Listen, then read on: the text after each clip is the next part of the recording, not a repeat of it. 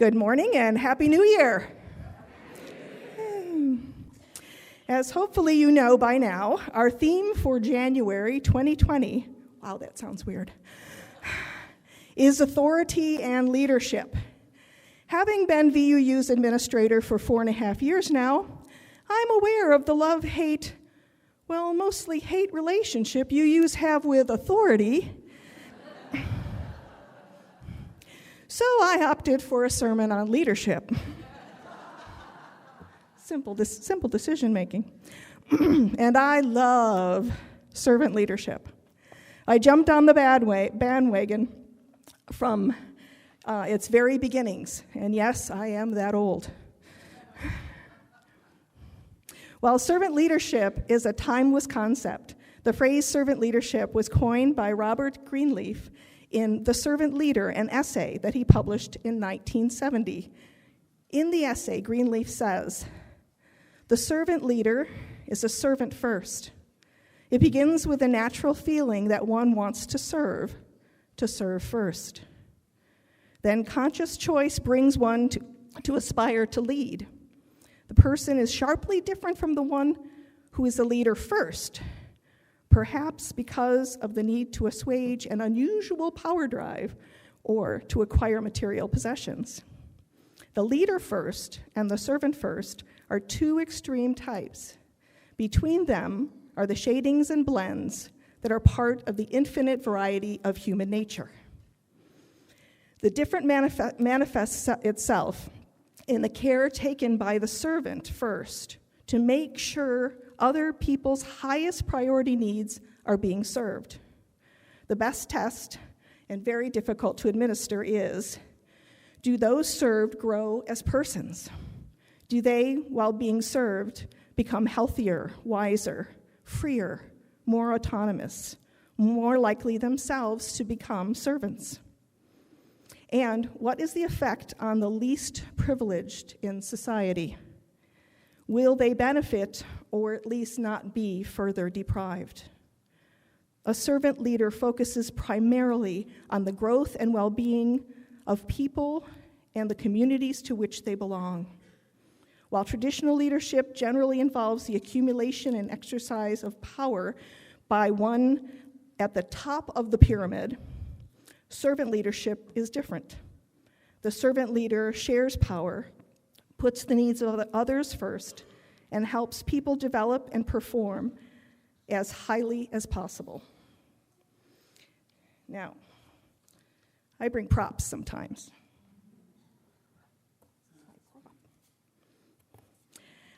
Isn't that pretty? I know, really complicated and creative of me. I have used the top of the pyramid image when I was pastor at Guardian Angels Catholic Community while training people serving at Mass, much like your worship associates do here. This was especially helpful for those who came from a Catholic background. They are familiar with top-down leadership. Put that really mildly, didn't I? But I would flip the triangle over and say, the more involved you are here in this community, the more people you serve.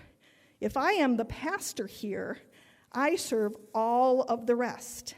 If you're a leader here at Mass or the council, etc., you serve all the others, and all of us serve the community and the world represented by the longest side of the triangle. And we serve those folks together. And since we say here at VUU, love is our doctrine, justice is our calling, service is our prayer, I thought the focus on servant leadership, service is our prayer, would be appropriate, as I've used this philosophy in my life in the creation of Paz de Cristo, Interfaith Fellowship Efforts, Project Homeless Connect, and iHelp. I have taken it a step further. Servant leadership is all about a leader who empowers and readies other servant leaders. I know I've already lost some of you, but my desire this morning is to inspire all of you here to discern your call to service and ultimately your call to servant leadership. This journey is not for the timid. This challenge can save lives, even your own.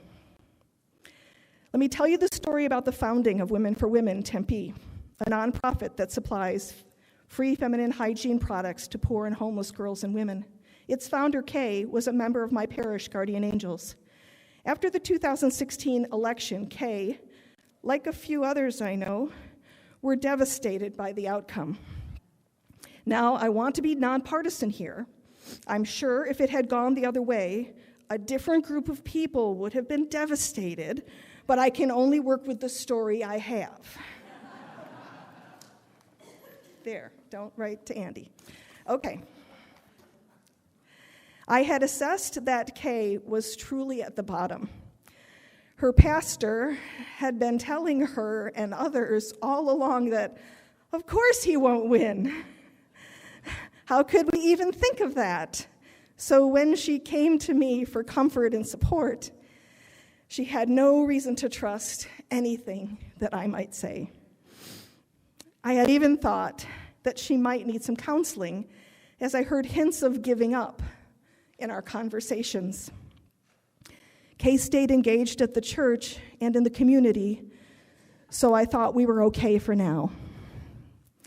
Kay, a retired teacher and a volunteer at a local food bank, began looking at the services that were offered by the food bank and iHelp and Tempe Outreach, and discovered that there were no reliable sources for feminine hygiene products, an expensive but vital need that could not even be purchased with food stamps if someone had the access of that resource.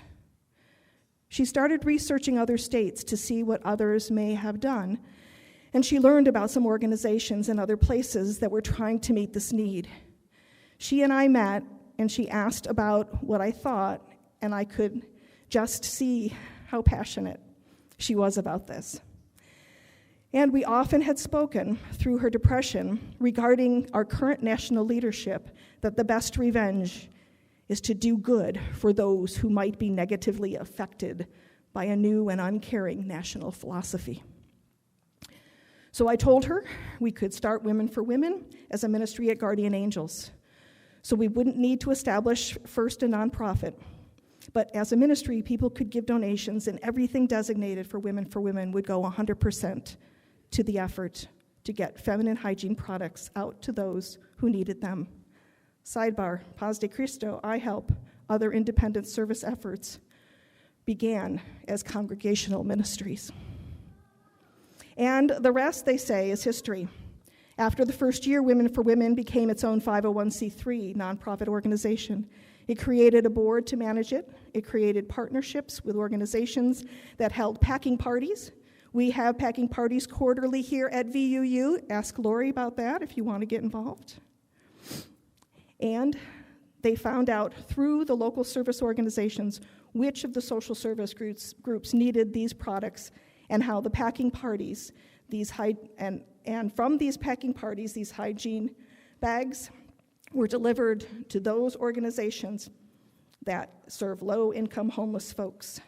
There's no staff, just a bunch of committed, dedicated volunteers that serve the need of Tempe and now beyond.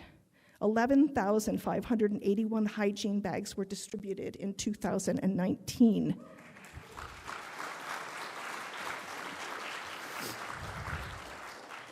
That's just about double what they distributed in 2018. And the change it made in Kay is remarkable. Does she still get down about the current administration? Of course, don't we all? But Kay is a servant leader who believes in something bigger than herself, and she has met others of many faiths and different walks of life that she also believes in now. This community is in dire need of servants and servant leaders. Now, don't get me wrong. There are some stupendous leaders here among you, today even. And you know most of them as they have been in leadership here at VUU for a long time. We need new leaders who come out of serving here at VUU so that VUU can better serve the world. It is a new year, a time to take a look at how you are living out your faith. Is service your prayer? As social action coordinator here at VUU, I will gladly help you find where your service is needed. Once a month, help out at Sunday coffee or hospitality. Once a month, volunteer to help set up or serve or even help lead our I Help ministry. Once a month, volunteer to serve at Paz de Cristo, and if you have been going already, I know they're looking for a couple of new leaders this coming year. Serve on a committee or a board. I know that we have several who are looking for new blood, in a good way. And you don't have to be a volunteer right away. Just attend a meeting at a committee or board, just to check it out to see if it's a good fit. And I know a lot of these things you have to be voted into, but I think all the meetings are open, so you can go check it out to see if you can even run for whatever that is. Some advice from Marianne Williamson is appropriate here.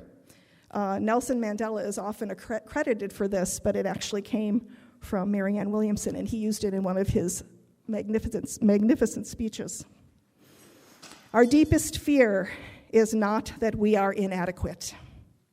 Our deepest fear is that we are powerful beyond measure. It is our light, not our darkness, that most frightens us. We ask ourselves, who am I to be brilliant, gorgeous, talented, fabulous? Actually, who are you not to be? You are a child of God, or creation, or the universe. Your playing small does not serve the world. There is nothing enlightened about shrinking so that other people won't feel insecure around you. We are all meant to shine, as children do. We were born to make manifest the glory of God, or the universe, or creation that is within all of us. It's not just in some of us, it's in everyone. And as we let our own light shine, we unconsciously give other people permission to do the same. As we are liberated from our own fear, our presence automatically liberates others. You do not need anything special to be a servant or a servant leader. You are here this morning because you believe that you need a community of folks to meditate, pray, sing, remember, commit, and serve with in order to make your life what you want it to be. You come by this understanding honestly. From this month's Touchstones Journal. Love is a gift to your UU religious tradition from both Judaism and Christianity. As someone once said, we do not need to think alike to love alike. This phrase recalls the words of Jesus, who demanded a radical and transforming love as both the basis of human relationship and the gateway to the kingdom of God. We gather as religious communities based on love, not intellectual propositions, on covenant, not creed, on orthopraxy or right practice or service, not orthodoxy or right belief. We have taken the foundation of love from liberal Judaism and liberal Christianity and used it to build Unitarian Universalism. We have always